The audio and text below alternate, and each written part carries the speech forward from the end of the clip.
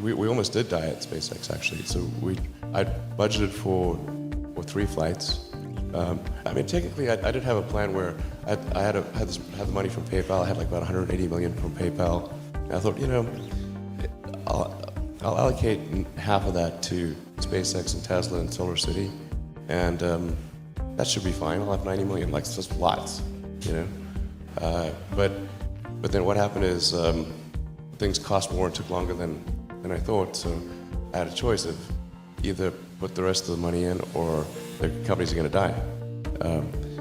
And it's like, so I ended up putting all the money in and borrowing money for rent from friends. 2008 was brutal. 2008 we had the 3rd consecutive failure of the Falcon 1 rocket for SpaceX. Tesla almost went bankrupt. We closed our financing round 6 p.m. Christmas Eve 2008. It was the last hour of the last day that it was possible. We would have gone bankrupt 2 days after Christmas otherwise.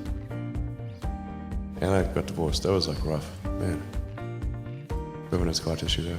Well, it poses a question, or maybe you just answer the question of why is no one else doing these things?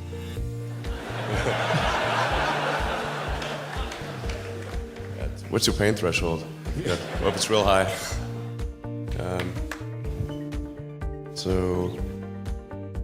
I mean, SpaceX is alive by the skin of its teeth, so is Tesla. If things had just gone a little bit the other way, both companies would be dead. And I had, like, one of the most difficult choices I've ever faced in life was in 2008. I think I had maybe $30 million left, or $30 or $40 million left in 2008, and I had 2 choices. I could put it all into one company, and then the other company would definitely die, or split it between the 2 companies. But if I split it between the 2 companies, then both might die. When you put your blood, sweat, and tears into creating something, or building something, it's like a child. And so it's like, which one am I going to let one starve to death? I couldn't bring myself to do it, so I split the money between the 2. Fortunately, thank goodness, they both came through. Yeah, so it's actually funny, because before we were able to get the Roadster out, then they'd say, well, you couldn't possibly make that car work. And then when we made the car work, they'd say, well, nobody's going to buy it. And then people bought it. And then we announced the Model S, and so many people called bullshit on that. It was ridiculous.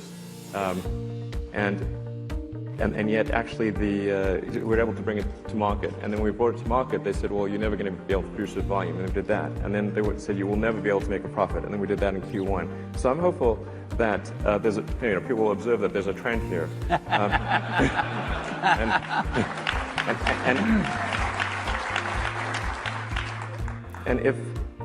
So now that we have been profitable, I think other manufacturers are more likely to embark on electric vehicle projects. Well, there's a ton of failures along the way, that's for sure. As I said, for SpaceX, the first 3 launches failed, and we're just barely able to scrape together enough parts and money to do the 4th launch. If that 4th launch had failed, we would have been dead. So multiple failures along the way. I tried very hard to get the right expertise in for SpaceX. I tried hard to find a great chief engineer for the rocket, but the good chief engineers wouldn't join, and the bad ones, well, there was no point in hiring them. So I ended up being chief engineer of the rocket. So if I could have found somebody better, then we would have maybe had less than 3 failures. How do you plan a business where the rocket business, some of these things are going to blow up in the launch pad? How does the business plan work? I don't really have a business plan.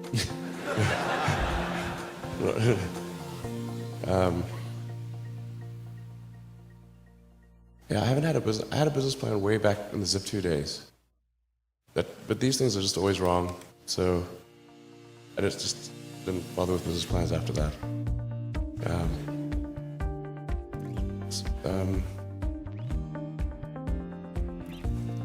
Yeah.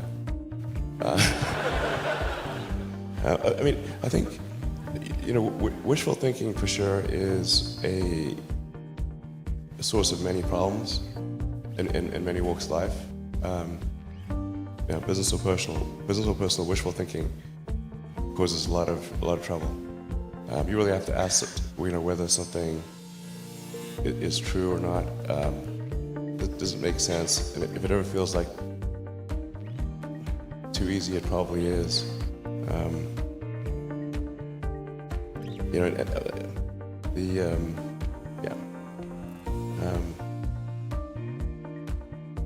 but for all the drama of SpaceX, I think Tesla's actually been probably 2/3 of my total drama dose over time. Tesla's a drama magnet. It's crazy.